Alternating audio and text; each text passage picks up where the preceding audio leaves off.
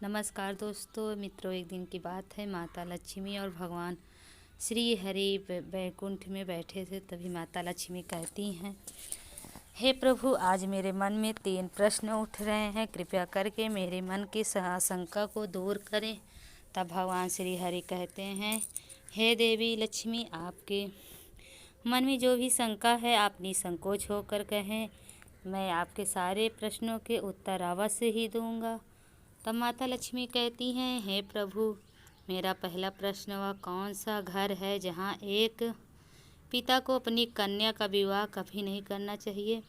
मेरा दूसरा प्रश्न है, एक बेटी के लिए अपना घर कौन सा होता है, पिता का या पति का। और मेरा तीसरा प्रश्न है कि बेटी का विवाह कर देने से उसका जीवन हमेशा के लिए यातना से भर जाता है, पुत्री सहित पिता को भी कष्ट भोगने पड़ते हैं। मित्रों, भगवान श्री हरि मुस्कुराते हुए बोले, देवी, आपने अत्यंत महत्वपूर्ण प्रश्न किए हैं, क्योंकि एक पुत्री ही पिता के लिए संसार का सबसे मौल्यवान व गहना होता है, जो अपने हृदय का पहाड़ जैसा पत्थर रख कर पराये पुरुष को कन्यादान करता है। इस संसार में सबसे भाग्यशाली पुरुष के घर में देवी आदि शक्ति का अंश कन्या का जन्म होता है, और कन्यादान सर्वश्रेष्ठ दान है। हे लक्ष्मी, मैं आपके तीनों प्रश्नों के उत्तर इस एक पवित्र कथा के माध्यम से देना चाहता हूँ। आप इस कथा को पूरा ध्यान से सुने। जो भी मनुष्य इस कथा को श्रवण तथा प्रसार करता है, उसके सारे पाप नष्ट हो जाते हैं। वह मनुष्य को मृत्यु के बाद अच्छे लोक की प्राप्ति होती है। प्रिय दर्शकों, माता लक्ष्मी कहती हैं, हे प्रभु, मैं इस पवित्र कथा को पूरा ध्यान से सुनूंगी और मानव कल्याण हेतु के लिए ही प्रसाद करूंगी। मित्रों, भगवान श्री हरि कहते हैं, लक्ष्मी, एक समय की बात है, मध्य देश में एक गरीब किसान अपने पत्नी और बेटी के साथ रहता था।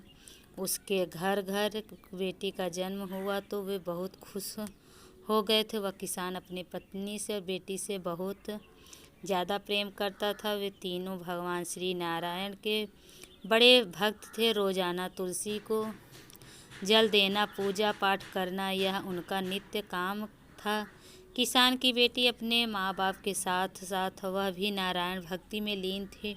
किसान की पत्नी और बेटी बहुत ही गुणवान, रूपवान और संस्कारी थी। मित्रों, भगवान श्री हरि कहते हैं, हे लक्ष्मी, किसान अत्यंत गरीब होने के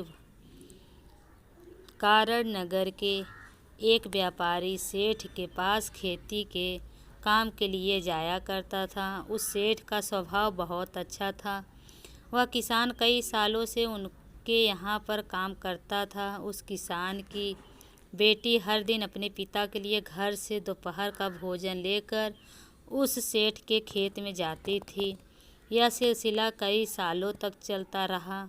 वह हर दिन अपने पिता को भोजन बनाकर खेत में ले जाती थी। वह सेठ हर दिन उसकी बेटी को देखता था और उस पर नज़र रखता था। इस तरह कई साल बीत गए। फिर किसान की बेटी जवान हो गई। मित्रों, हर दिन की तरह किसान की बेटी खाना लेकर खेत में आई थी। उस दिन किसान और सेठ साथ में बैठकर खेती के कामों के बारे में चर्चा कर रहे थे। जब सेठ की नज़र उस लड़की पर पड़ी तो उसका सुंदरता और संस्कारों को देख कर वह मोह जाल में पड़ गया। उसके मन में ख्याल आया कि क्यों न मैं इस लड़की को अपनी बहू बना लूं। मित्रों, थोड़ी देर के बाद किसान की बेटी वहां से चली गई। तब सेठ ने अपने मन की गुप्त बात किसान से कह डाली और बोला, हे भाई, तुम बहुत दिनों से मेरे यहाँ काम करते हो, लेकिन मैंने तुमसे आज तक कुछ भी नहीं मांगा है। किंतु अगर आज तुम बुरा मानो तो तुम अपनी बेटी का विवाह मेरे बेटे के साथ कर दोगे। सेठ के मुँह बात सुनकर उसकी खुशी का ठिकाना न रहा, किंतु किसान ने हिचकिचाना कि सेठ जी, मैं आपकी बातों की सहमत हूँ, किंतु इस विवाह के बारे में मुझे अपनी पत्नी और बेटी की राय लेनी चाहिए। तब सेठ ने बोला, मित्र, क्यों नहीं, तुम जरूर उनकी राय लेकर मुझे बताओ। मित्रों, भगवान श्री हरि कहते हैं, हे लक्ष्मी, जब भी किसी स्त्री या पुरुष का विवाह करना हो तो उनके मन की बात जानकर ही माता पिता को उनके भविष्य के निर्णय लेने चाहिए।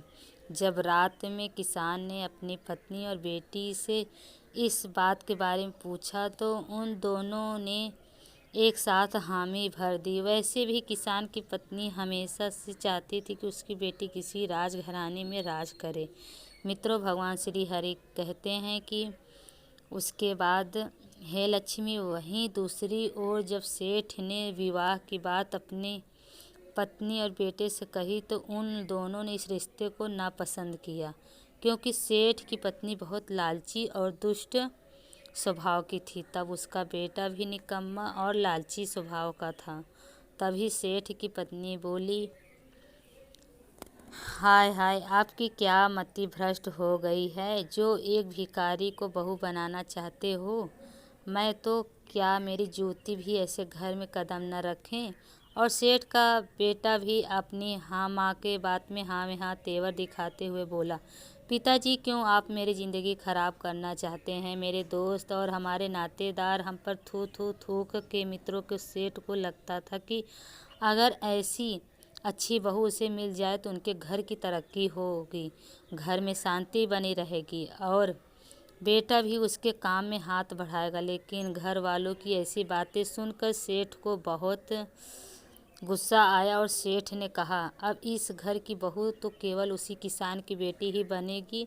उस घर में सेठ का ही राज चलता था, इसलिए उसने ज़बरदस्ती अपनी पत्नी और बेटे को मना लिया। फिर अगले दिन जब खेत में किसान और सेठ की मुलाकात हुई तो किसान ने बोला, सेठ, माफ़ कीजिए, हमें यह रिश्ता तो बहुत पसंद है, किंतु मेरी आपके बेटे के साथ विवाह करने की हैसियत नहीं है। तब सेठ ने मुस्कुराते हुए कहा, बस इतनी सी बात है, तुम जितना चाहे खर्च करो, तुम्हें जितने भी धन की आवश्यकता हो तुम्हें हमारे मुंशी जी देंगे। तब सेठ ने मुंशी से कहा, देखो, यह हमारे होने वाले समधी हैं, इन्हें जो चाहे वह सब कुछ दे दो। मित्रों, उस किसान ने बड़ी धूमधाम से अपनी बेटी की शादी उस सेठ के बेटे के साथ करा दी। किसान की बेटी ने ईश्वर का नाम लेकर उसके साथ 7 फेरे लिए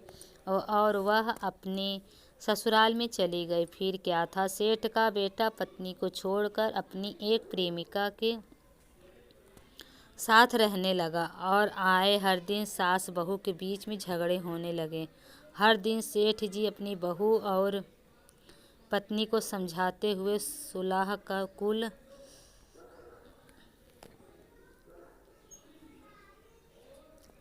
करा देते थे। किसान की बेटी को ही हुआ था कि सेठ की पत्नी और बेटा बहुत खुश हुए, क्योंकि तब उन्हें टोकने वाला कोई नहीं था।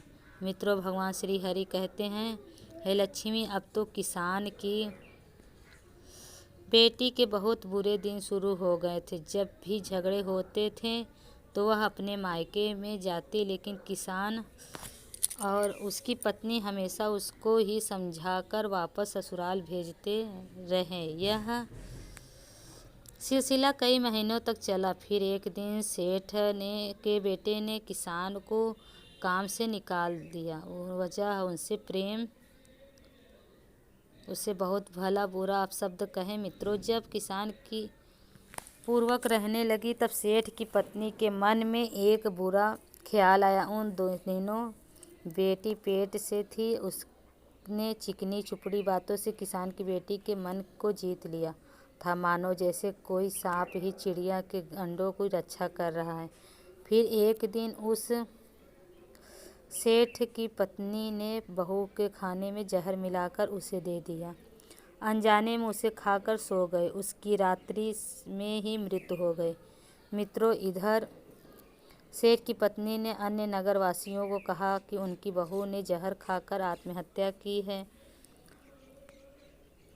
साथ ही उसने किसान को भी यह संदेशा भेज दिया कि तुम अपनी बेटी के शव को ले जाओ। और जब यह बात किसान और उसकी पत्नी को पता चली तो उनके धीरज का बांध टूट गया और उन्होंने बेटी के मृत शव को घर लाकर उसका अंतिम संस्कार किया।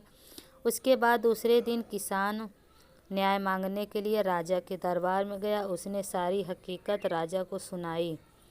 जब राजा ने दरबार लगाया तो सेठ के बेटे ने धन के लालच में राजा के मंत्रियों को लिए खरीद लिया था, जिस कारण से किसान के पास कोई सबूत नहीं था। उसकी बेटी ने आत्महत्या किया था न की हो। राजा ने भी सेठ की पत्नी और बेटे को निर्दोष करार देते हुए छोड़ दिया। और दूसरी तरफ किसान और उसकी पत्नी हताश होकर उस नगर को छोड़कर एक मठ में चले गए और नारायण की पूजा में लीन हो गए। भगवान श्री हरि कहते हैं, लक्ष्मी किसान की बेटी पवित्र और सच्ची भक्त होने के कारण उसे स्वर्ग मिल गया। कुछ दिनों के बाद और उसकी पत्नी की मृत्यु हो गई। उन्हें भी स्वर्ग की प्राप्ति हो गई। मित्रों, भगवान श्री हरि कहते हैं, लक्ष्मी तुम्हारा पहला प्रश्न था कि वह कौन सा घर है जहाँ एक पिता को अपनी कन्या का विवाह कभी नहीं करना चाहिए। तो यह घर इस सेठ का है जो अत्यधिक धनवान था, जहाँ पर उसकी कन्या का सुखपूर्वक जीने की वजह दुख भोग रही। इसलिए किसी भी पिता को अपनी कन्या तथा भाई बहन का विवाह ऐसे घर में नहीं करना चाहिए जिस घर में पुत्र वधू को मान सम्मान न मिलता हो, उसके साथ प्रेम पूर्वक व्यवहार न किया जाए तो उसके साथ केवल एक कसाई के दांव पर बांधी हुई गाय के जैसे व्यवहार किया जाए, जिसके मन में हर क्षण तड़पाने वाली मृत्यु का भय हो। दूसरी बात कि अगर स्त्री पुरुष एक दूसरे को पसंद न करते हो तो ऐसा विवाह दोनों के जीवन में बर्बाद कर देता है। तीसरी बात, जिस पुरुष के साथ कन्या का विवाह होने वाला है वह उसके योग्य हो, उसे हर समय एक जिम्मेदारी से संभाल कर रखें, उसके मन की जीत कर उससे ही प्रेम करे। जब भी किसी के लिए रिश्ते देखे जाए तो वह बहुत ही दूर के ना हो, ना ही अति नज़दीकी हो। कभी मामा के यहाँ या बुआ के घर नाता नहीं जोड़ना चाहिए। इससे वाद विवाद तो होते ही हैं, लेकिन समान वंश होने के कारण संतान मंद व शारीरिक विकलांग भी हो सकते हैं। अपनी कन्या का रिश्ता अन्य प्रदेश में कभी नहीं करना चाहिए, क्योंकि उसके बुरे हालात में उसे पिता या भाई की ओर से मदद मिले है। लक्ष्मी, चौथी बात है कि किसी पिता को कन्या और भाई को बहन का रिश्ता कभी अति धनवान घर में अति गरीब घर में नहीं करना चाहिए। धनवान लोग उस स्त्री के साथ दासी के समान व्यवहार करते हैं और उसके माता पिता को भी सम्मान नहीं मिलता है, तथा अति गरीब घर में विवाह करने से उसे हमेशा अपनी ज़रूरतों को पूरा करने के लिए अपने पिता भाई के सहारे की ज़रूरत पड़ती है। जब भी रिश्ते की बात होती है तो हमेशा उनके कुल और वंश को देखना आवश्यक होता है। अन्य कुल में विवाह होने से समाज में प्रतिष्ठा कम हो जाती है और लोग हीन भावना से देखते हैं। साथ ही उस स्त्री को भी कई परेशानियों का सामना करना पड़ता है। मित्रों, श्री हरि कहते हैं, हे लक्ष्मी, आपका दूसरा प्रश्न था कि एक बेटी के लिए अपना घर कौन सा होता है, पिता या पति। तो शास्त्रों के अनुसार स्त्री का उस घर उसके पति का ही होता है, चाहे सुख हो या दुख हो। पति पत्नी को हमेशा साथ रहना चाहिए और हर हालात में एक दूसरे का साथ देना चाहिए। जैसे कि हमारी राम सीता की जोड़ी थी। और आपकी तीसरा प्रश्न थे कि कौन से घर में बेटी की शादी कर देने से उसका जीवन हमेशा के लिए यातना हो से भरा रहता है। कन्या सहित पिता को भी कष्ट भोगने पड़ते हैं। जिस घर में स्त्री का सम्मान न दिया जाता हो, उसके साथ हमेशा ही तुच्छ प्रकार का अभद्र व्यवहार किया जाता हो, जिस घर में स्त्री पुरुषों को हाथ उठाया जाता हो, उसे अशब्द बोले जाते हैं। ऐसे घर में स्त्री का विवाह कभी नहीं करना चाहिए। हे लक्ष्मी, अब मैंने आपके सारे प्रश्नों के उत्तर दे दिए हैं। तब माता लक्ष्मी कहती हैं, हे प्रभु, जिस घर में स्त्री के साथ दुर्व्यवहार किया जाता है उस घर में लक्ष्मी रूठ जा होकर चली जाती हैं। ऐसे घर में धन की हानि होती रहती है और घर में गरीबी चला जाता है। साथ ही जो पुरुष स्त्री के हाथ उठाता है, तो लगता है कि मित्रों, आशा करते हैं आपको यह कथा और जानकारी बहुत अच्छी लगी होगी।